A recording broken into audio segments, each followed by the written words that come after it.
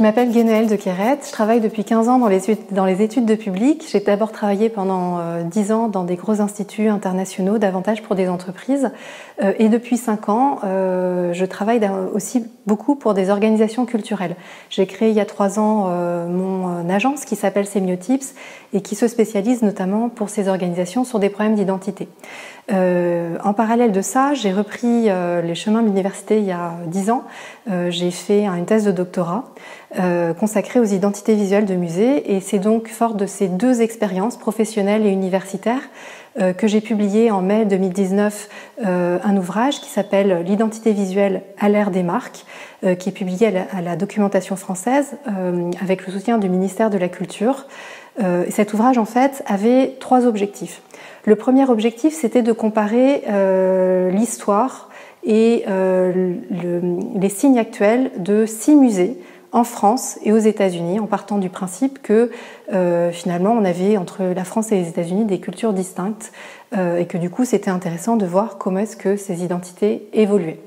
Le deuxième objectif de l'ouvrage, c'était de voir dans quelle mesure est-ce que l'identité visuelle participe à ce qu'on appelle aujourd'hui la marque culturelle ou alors le branding. Alors je fais une petite parenthèse, mais une identité visuelle pour un musée ou pour une institution culturelle au sens large, c'est assez particulier par rapport à une entreprise, puisque pour une organisation culturelle, c'est évidemment l'identité graphique, le logo, la charte graphique, etc., les modes d'expression visuelle, mais c'est aussi l'architecture, l'espace, et puis évidemment les expressions de communication dans les réseaux sociaux par exemple, mais pas seulement, et les expressions commerciales par exemple dans sa boutique. Du coup, l'ensemble de ces signes sont intéressants parce qu'ils contribuent directement ou indirectement à ce qu'on appelle la marque culturelle.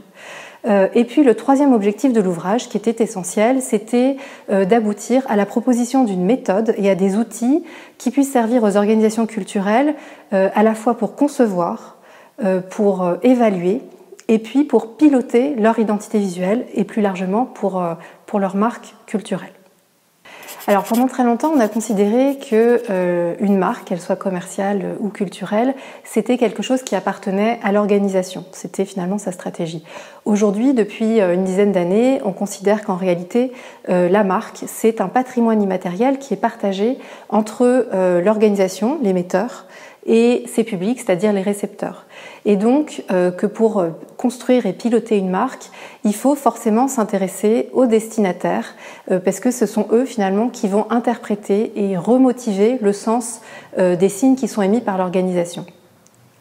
À partir de là, dès lors qu'on est une organisation culturelle et qu'on a une identité visuelle, il faut à un moment ou un autre faire un bilan de la façon dont ces signes qui sont émis sont interprétés et appréhendés par les publics. C'est pour ça que le premier outil qui est essentiel pour piloter et orchestrer son identité visuelle, ce sont les études de public, les études de réception, les études d'image. Ça peut passer par des sondages, ce qui nous donne un peu une idée de cibles et de différentes façons chez les cibles d'appréhender les messages.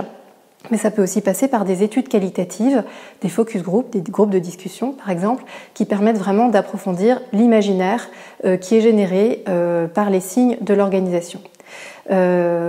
Alors ça, c'est dès lors qu'on veut piloter et organiser son identité visuelle existante, dès lors que cette fois-ci on veut la concevoir, par exemple dès lors qu'on est une nouvelle institution culturelle ou alors qu'on veut refondre son identité, il y a quelque chose qui me paraît essentiel, c'est d'abord qu'il faut investir l'ensemble des acteurs de l'organisation. C'est pas quelque chose qui se fait en chambre avec seulement les professionnels et les experts de la communication.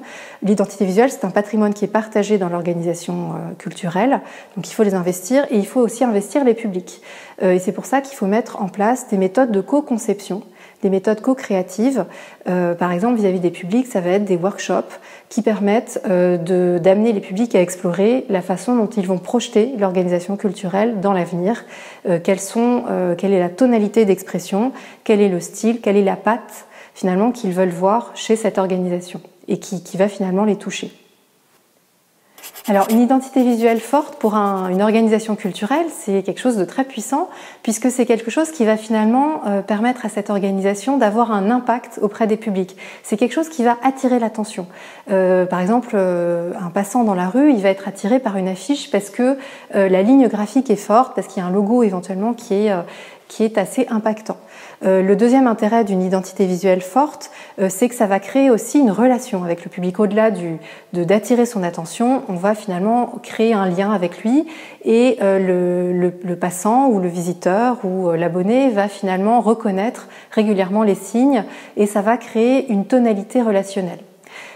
Et le troisième intérêt d'une identité visuelle forte, c'est qu'en plus, ça va avoir un intérêt aussi éventuellement commercial pour l'organisation culturelle, puisque vu que le lien sera fort, le visiteur ou l'abonné, il va avoir envie de garder quelque chose de sa relation avec cette organisation, et donc éventuellement, il va vouloir acheter ou souscrire quelque chose qui soit un signe manifeste de cette identité. Alors aujourd'hui, je suis amenée à travailler dans le cadre de mon agence Semiotips avec pas mal d'institutions culturelles variées. J'ai travaillé récemment avec le Centre Pompidou, avec le Musée de la Marine, avec le Musée de Bretagne, avec le Musée de l'Ardenne, avec le Centre des Monuments Nationaux sur des problématiques soit de diagnostic de l'identité actuelle, soit de projection de l'identité dans l'avenir. Ça peut passer par l'accompagnement à des PSC par exemple, mais aussi sur des choses beaucoup plus de l'ordre de la communication, par exemple, comment mettre en place des icônes qui soient des relais pour l'organisation culturelle.